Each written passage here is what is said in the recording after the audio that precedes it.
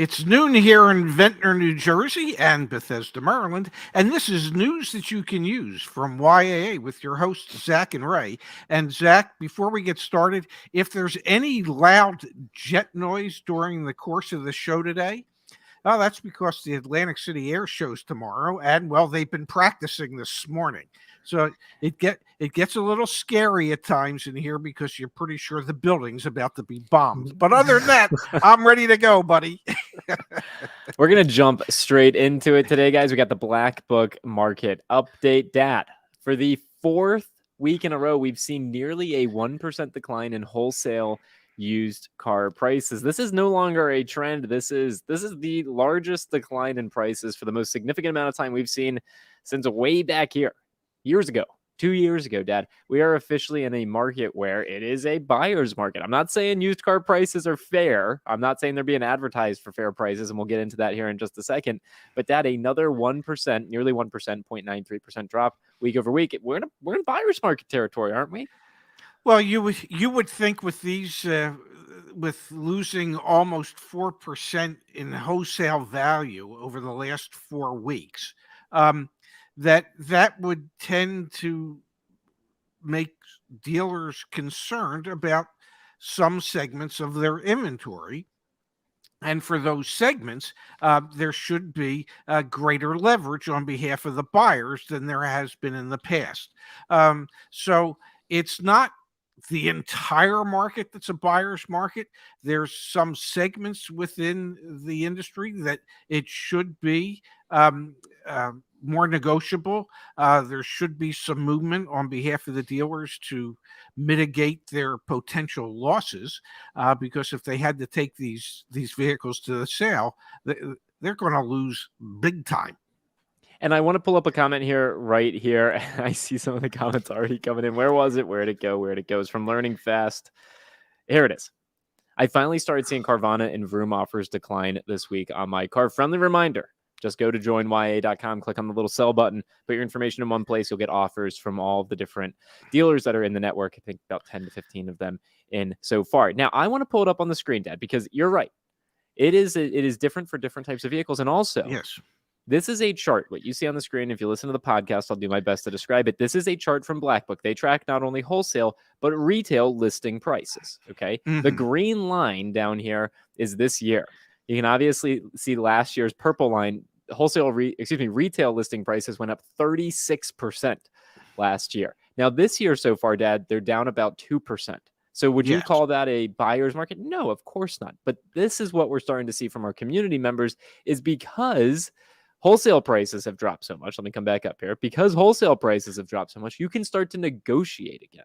Mm-hmm. And Dad, when you start to look at particular segments of vehicles, and I'm going to jump down to trucks and SUVs, for example, full-size luxury crossovers and SUVs, they've lost $800 or more in value for 4 weeks straight, Dad. So if I'm a dealership, sure, maybe I don't decrease my advertised price on my Lincoln Continental, but I'm sure as hell ready to Lincoln Navigator, thank you. But I'm sure as hell ready to sell it for less, aren't I? You should be. I mean, that Navigator was worth more yesterday than it is today, and it's going to be worth more today than it will be tomorrow. And literally, vehicles like that on the wholesale market have lost somewhere between $3,200 and $3,500 in value in the last 4 weeks. 4 weeks. So if you had bought a Navigator, 4 weeks ago, you paid about $3,500 more for it than what it's worth today. If you bought one 6 weeks ago and it's still on your lot and you're paying floor plan interest on that, which are higher, the interest rates are higher than they have been in years, it's a double whammy. You're paying to keep the vehicle on the lot, and the vehicle that you're paying on has lost $3,500 worth of value in the 6 or 7 weeks that you've had it there. So it would seem to me, if I was a dealer and I was tracking the wholesale values of vehicles and what's going on in my market, I would want to move that vehicle. I would tell my used car manager, okay, listen, we're going to take a bath if we have to take this stuff to the auction. Let's find retail customers for them. Let's give our F&I department an opportunity to try and make some money once we retail it. So adjust your prices accordingly, either lower the asking prices or be prepared when you have somebody interested in it to negotiate with them to make a car deal. Um, I mean, Igor's in the chat all the time. He was a dealer principal. I'm just guessing that you would be having those kind of conversations with your used car managers if you were watching certain segments of your inventory become boat anchors. 100%. And it's like, for example, luxury vehicles traditionally have depreciated the fastest. If you guys don't remember, we bought CarEdge.com. Go check out the value ratings on CarEdge.com. The reason that there's F ratings for some of the BMWs and Audis and things like is because they typically depreciate considerably. And Dad, that's what we're really starting to see happen in the wholesale market. Prestige luxury cars dropped another 1.33 week over week. The surprise here is actually that compact cars drops by over 1% week over week. And so if that becomes a trend, that would be very interesting because we still have no real price attainable used cars on the market. You're looking for something sub $20,000. It's going to be difficult to find, but different segments of vehicles in particular, it truly is a buyer's market. I am not saying, and I think there's a great comment in here. Where is it? From Neil. If something goes up by 50% and then drops by 10%, it is still overpriced by 40%. And I 100% agree with the exception of we've seen inflation. And so things are never going to drop that by that 50% that they went up. There is a new normal and it is going to be more expensive. But if you need to buy, now you've got some leverage. I'm not saying you should want to buy or anything like that, but you have some leverage now from the data that we're seeing. Yes, based on certain segments within the industry. And obviously the declines aren't as great in some segments as it is in others.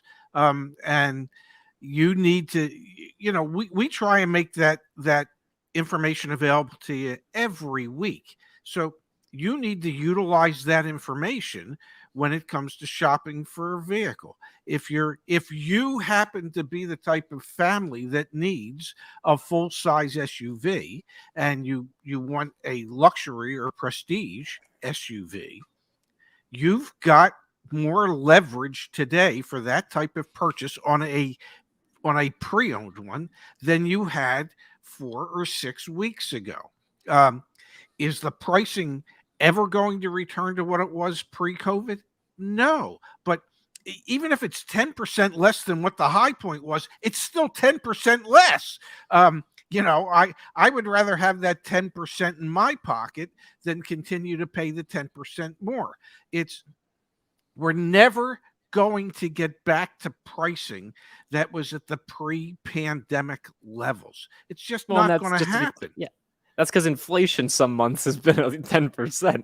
So, I mean, we're never going to go back to those prices. We are going to go back, and we already are in a situation, Dad. We see it when you search for cars on Join YAA. We have the price history for that vehicle right there. You can see that dealers on used cars are starting to mark them down.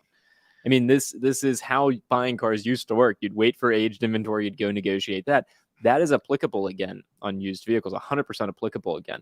And we've got a lot of great questions that are coming here in the chat and a couple stories as well. Dallin tried to buy a 2021 GMC Denali, negotiated an out-the-door price of $86,000. Well done. Got to the finance office, and they tried to tack on a $14,000 extended warranty. I told them they don't understand what out the door means. And Pops, I am now inspired by Dallin's story. Good for him, obviously. Go ahead and comment, but I'm going to see what it would cost with us to get one of those. What I was going to say is they do understand what out the door would be, but the finance manager also understands that he's going to pitch you on things like that because that's how the finance manager gets paid. The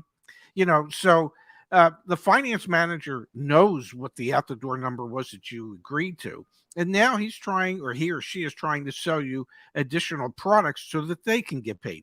Doesn't mean that you have to take them. Doesn't mean that you have to agree to them. It just means that, that finance person is doing their job. Pops, I'm fairly certain Dallin was just trying to make a point. That's all. Oh, okay. I'm sorry. Yeah. I don't think anyone's questioning. Yeah. Okay. This is from Creative Maple Woodworks. What is the expected cumulative black book retreat? Great question, Pops. I'll put you on the spot here. What do you think? Do you think so? We're down about 4 points. We'll call it 3.5 points over the past 4 weeks. Do you think we're going to go down 10 points? Do you think we're going to go down 7 points? Then it's going to bounce back up. What do you think we're going to end up with here? Well, with the Toyota news that they're not going to be able to produce cars in the level that they wanted to for another year, and other manufacturers struggling with new car inventory, as long as there's a shortage of new cars, it's going to help to artificially inflate the value of the pre-owned cars. Having said that, yeah, I wouldn't be surprised if we see another 2 or 3 points downward on wholesale values over the next 2 or 3 weeks. That wouldn't surprise me. But if we want to make sure that there's really a sustained drop in not only the wholesale values that dealers are paying, but in the retail values that dealers are asking, that's going to require more and more people to take themselves out of the market. Dealers can only get what people are willing to pay. So if customers stop going in, there'll be less people for them to try and take advantage of. And the only way to get people back in at most dealerships is to lower the price. If something's not selling at the price it's at, you tend to lower it, especially if the wholesale values are going down and the inventory you're sitting on is losing value every day. So we just need more people to stay out of the market. We say it, we'll say it again. If you just want to buy a car, contain yourself. Don't go and buy a car. If you need to buy a car, I understand you need to buy a car and you have to do something. But buy only because of need, not because of want. Yeah, I think that's super fair. I think to directly answer kind of what I think the amount of decline that we'll see, I wouldn't be surprised if it's double where we currently are. I wouldn't be surprised if we see up to a 10% decline in the wholesale markets. You've got to imagine that corrections like these need to be somewhat sustained before a bounce back.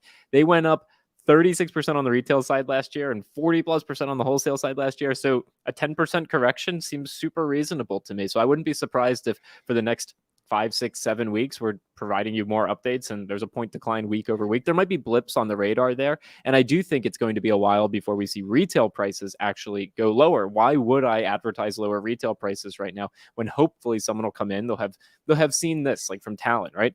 Zach, when would you reckon I could buy a 2022 for MSRP because I'm seeing cars at more than MSRP with 30,000 miles? Enough people are still reading headlines and news articles from a month or even a couple weeks ago that say used car prices are more than new cars.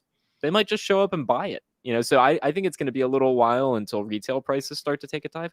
Again, you can still negotiate because you know what's actually going on. But I think I wouldn't be surprised at 10%. I wouldn't be surprised if we even get to a 10% decline in wholesale used car prices this year. The one thing that I figured out in my 43 years in the car business is that just about everything in life is negotiable. Okay. They're asking prices. And I know there's a lot of dealerships today that say, okay, well, we're the used car prices are fixed. They're market-based prices. We don't negotiate. You know what?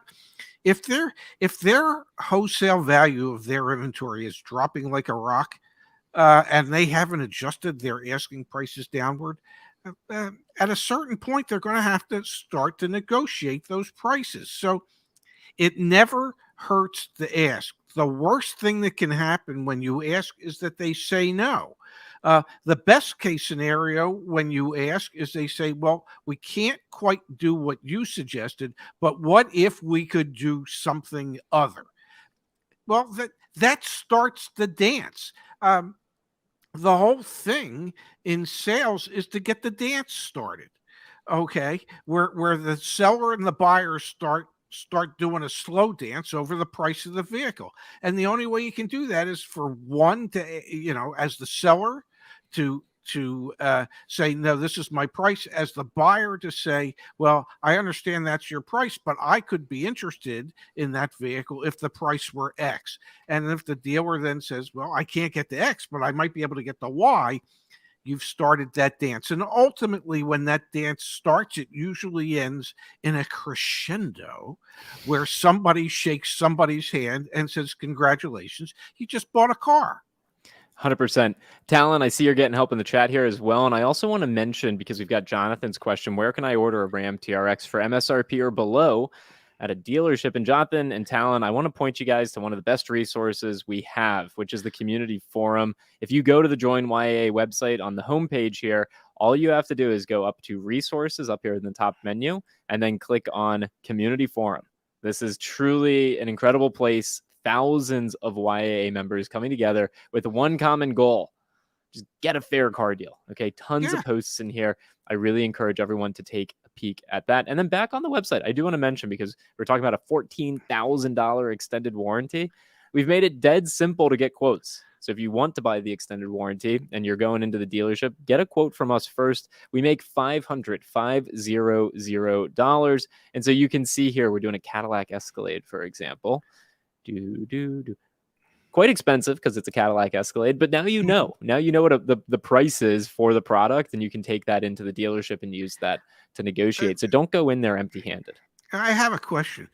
When you do that, can you also click to find out what's covered and what's not covered? Can you actually see the contract if you'd like to peruse it prior to agreeing to purchase a vehicle service contract? Is that doable on our website?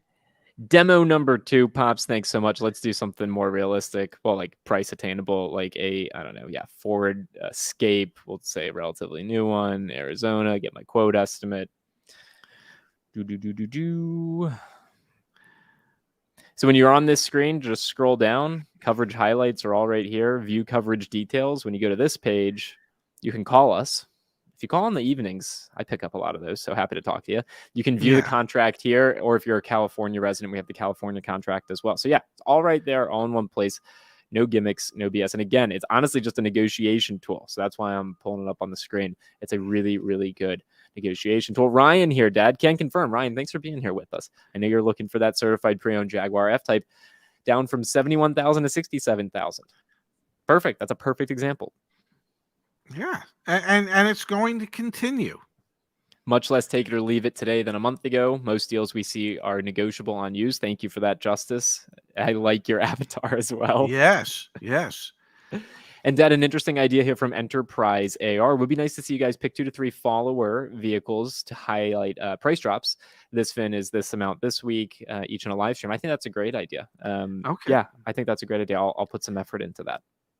Well, God bless you, because I could put effort into it, but it wouldn't amount to anything. I'd have no idea what I was doing. That's super fair. Dad, you want to switch gears? You want to talk about Kia, Hyundai Kia? Yes, I think we should. Yeah, so unfortunate news came out from NHTSA. We've got another recall. Dad, this goes into even more depth on the existing fire recalls for Hyundai Kia products. I think, what was it, a couple million vehicles? We have an article on our website, but there's a couple million Hyundai Kia vehicles that have fire risk, and now 280,000 Palisade and Tellurides. What's the story here? It has to do with the tow hitch harness, which some have melted, some have actually caught fire.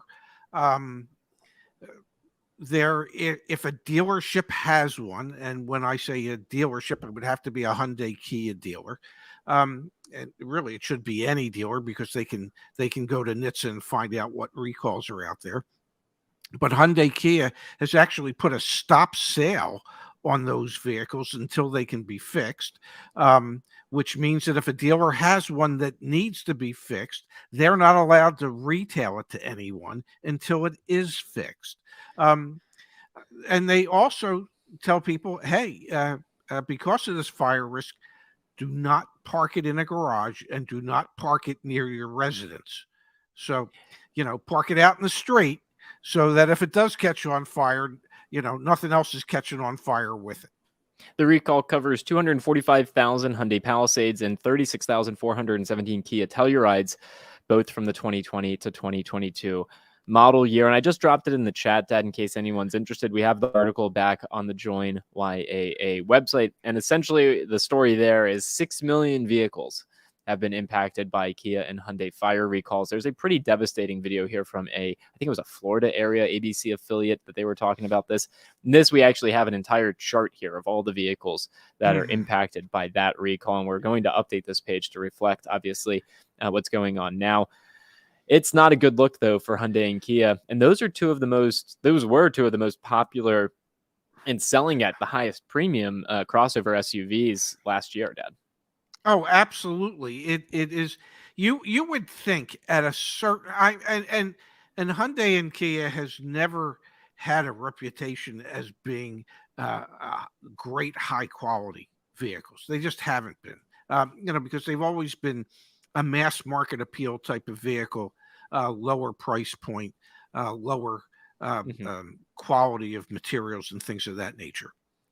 But they also produced the Genesis, so they're trying to take a step up. And the Telluride and the Palisade were steps up in what they were doing for the Kia and the Hyundai brands. But this does not bode well for Hyundai Kia, that they have this many issues with this many vehicles for potential fires. And it's not like that the engineers probably haven't sent memos to higher ups in the organization saying, hey, this could be an issue or this might be an issue. We should probably look into it or try and design something slightly different. When in most cases they're told, don't worry about it, we'll just handle it as a warranty claim. But they're probably no different than any other manufacturer when it comes to that. But it's scary as hell that when you make the type of investment, and cars really aren't an investment, but when you make that type of investment, that you can get taken advantage of, in the sense that the manufacturer is not that concerned about the quality of the product that they're selling you. It's really scary. Yeah, Mark reminding us as well, there was the oil consumption issues that they were having, I think, with Sonatas. And there's a lot of issues actually with Hyundai Kia products now that you think about it. Hey, but they got the 10-year, 100,000-mile powertrain warranty. For the original owner. For the original owner, yeah. Yes. Man, yes. Oh, man.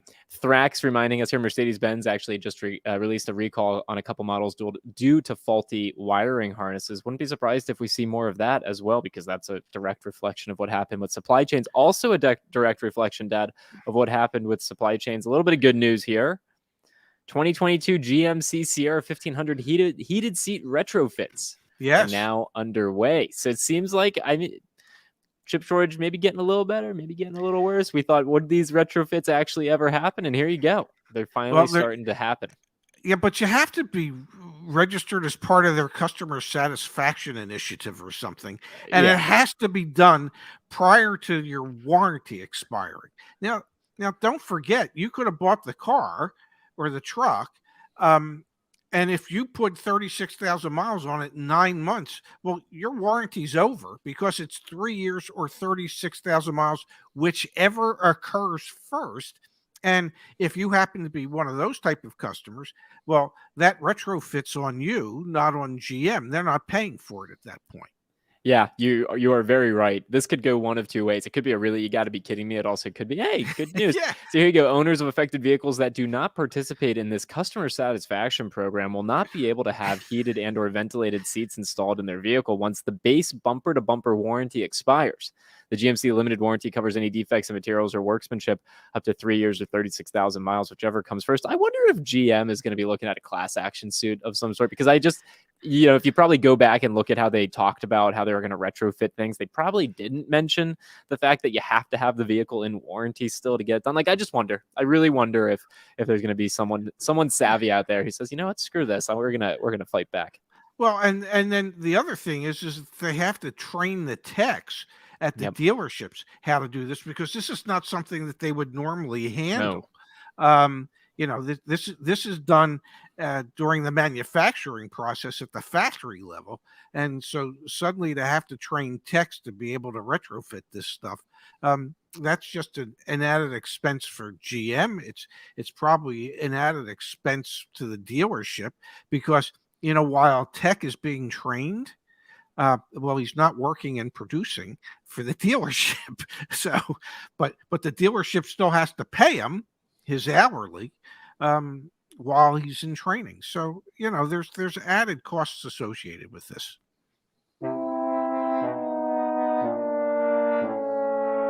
Really? You gotta be kidding me. Got two of them for us today, Pops. Literally a text conversation that was sent in to me. Someone was interested in one of the new Cadillac Escalades, one of the, I think it's the V, the highest trim. Hope All's Well Management is asking $253,000 for this, Dad. This is in light of what we're seeing happen on the wholesale market where these vehicles are losing value. I'm just reminded of, vehicles like this Escalade, for example, selling for over $250,000, at least the asking price. Remember those Hummer EVs that we saw selling for over $250,000? Like, there's a day of reckoning that's right around the corner here, Dad. I just saw that with that Escalade and thought it was pretty good material for really, you got to be kidding me. I've got another as well. Don't worry. Well, there seems to be no end to the audacity for dopes. Okay, dealerships are counting on dumb people, and as somebody once said, you'll never go broke underestimating the intelligence of the American people. So, if this is a specialized Escalade for $253,000, the audacity of dope is that, there's a dope out there who's going to pay that kind of money for it. We need less dopes, okay? We just need less. The country needs less dopes. We need more people who are willing to use some critical thinking and put off these instant gratification things that they think they need, and find better ways to, I don't know, piss away their money. We had talked a while ago, Dad, about this 2023 Nissan Z. Has a $73,881 market adjustment and a $1,200 package that includes lifetime car washes, taking an original MSRP of south of $55,000 up to $130,000. The Drive, which is a great website, The Drive actually contacted this dealership and they actually asked them. They asked Bellevue Nissan, if someone comes by and they're paying $130,000, you selling them the car? And it was fascinating, Dad. Bellevue Nissan said, we're non-committal, maybe, but they were actually strategically listing it for this much money because they actually just want to have a demonstrator on the dealer's lot, which I thought was interesting. So maybe we are seeing some crazy markups and things like that to maybe get a little bit of attention and get people to come in. And if someone is crazy enough to actually buy it, they'll sell it. It's just a weird dynamic. Their article was interesting. They literally reached out to the dealership and they said, we're not even really trying to sell it, but if someone wants to buy it, we'll sell it to them. I found that fascinating. Well, it is. I have a question. What if Bellevue Nissan goes out of business? Where are the people going to get their lifetime car washes? Because God knows, if I spent that kind of money for this special Nissan Z, well, I'd want to get that son of a gun washed, I don't know, at least weekly. You got to make it worth your money. Yes, but then it would be important to live near the dealership so that I don't put excess miles on the car running around trying to get the free car wash. It's a good point. Yeah. Yeah. All right, friendly reminder to everyone back on the Join YAA website. You can search for cars here. You can enter your vehicle information here, and you can get all the offers from the different like Carvana, CarMax, Car Gurus, Driveway, all those different places right there. If you're going to shop auto insurance, please use our insurance marketplace. We've partnered with all the major carriers, Nationwide, Allstate, the whole 9 yards. Get your quotes here. Extended warranty, we talked about that earlier today. Get your quote from us as well. We are close. Miss Kimberly Klein and I have meetings this week with different credit unions. I'm hopeful still that by the end of this month, we'll have our first credit unions online for YAA members. So you'll be able to enter your zip code here. And if we're able to pair you up with a credit union, you'll be able to either get a loan for buying a new car or refinance an existing loan directly through a credit union. We are going to be like the first indirect lender to credit unions. And we're just so excited about that because their rates are super competitive. They've just made it, unfortunately, they used to rely on people walking in and, filling out paperwork. We're doing that all online with them. So super excited about that. So please take a peek back at the website. Anything that we can help you with in in that regard, like we're obviously we're here to do it. Terrific. I think the suite of products to help people on the website today is just it's never been more exciting. The work that we're doing to really help people understand what they're getting themselves into. Thank you, Pedro. Yeah, I'm super excited about the progress that we're making, and we got a lot of big things over the next couple of weeks. Mark here asking us FTC comments closing soon. Yeah, we got to double check. What was it? September 12th, Dad? September 12th close. So we have 8. We have 20 more days. We'll probably do one more YAA video. I just pulled it up. We're up to 2.22K. So that's 2,220 comments over on the FTC regulations page. That's awesome. I've been having some emails back and forth with Automotive News as well. Hopefully they'll do a piece on us and the FTC before those close. We'll see. My fingers are very much so crossed on that front. They also mentioned, Dad, they're interested in getting us to go out to one of their auto shows. And I was like, we've never done that, but if you want us there, maybe we'll do it. Like, I don't know. So anyway, stay tuned. And everyone that's a part of the community, stay tuned. I'll set an auto show. We could probably make a fool of ourselves anywhere. Well, God knows I can. I prove it on a daily basis. Neil's got a great question. Over on the YAA Electric channel tomorrow at 12:40. So just following this show, he will actually be interviewing Manny Gomez, who is the salesperson at Hyundai 112 up in New York, who sold Justin his Ioniq 5. So Manny will be joining him. They're going to talk all about the EV market, what's going on, limited inventory at Hyundai, and their expectations for what the future looks like. So join Justin over on YAA Electric. Just search YouTube for that tomorrow at 12:40 for a great show with Manny. Very cool. Good Even stuff, I'll be Pops, there. right? Yeah. Nice. Absolutely. Andrew just found us a few weeks ago. Thank you, Andrew. Glad you're here. Yes, we are. All right, Dad, I'm going to go enjoy some lunch. You do the same. Enjoy the air show, actually, and I'll see you back here tomorrow. Wait, we have a guest tomorrow. Who's our guest? Let me double check. Who's our guest? I'm checking. Give me a second. Okay, I'm going to the calendar. Yeah. Because Wednesdays are guest days, which I'm super excited about. Wednesday is guest day, yes. We don't have Black Book tomorrow, do we? No. I think they're the following week. Yeah, they are the following week. We have Eric the Car Guy. Eric the Car Guy, he's got a YouTube channel. He's been on YouTube for, I think, like a decade now. Eric the Car Guy will be joining us tomorrow, so tune in for that. I am so excited. I won't have to work nearly as hard tomorrow. All right, Pops. I love you. Thank you, everyone, for being here. We'll see you again tomorrow. Love you too, handsome. We'll see you again tomorrow at noon Eastern, 9 Pacific, with more news that you can use from YAA. Have a great day, everybody. Thanks for being here.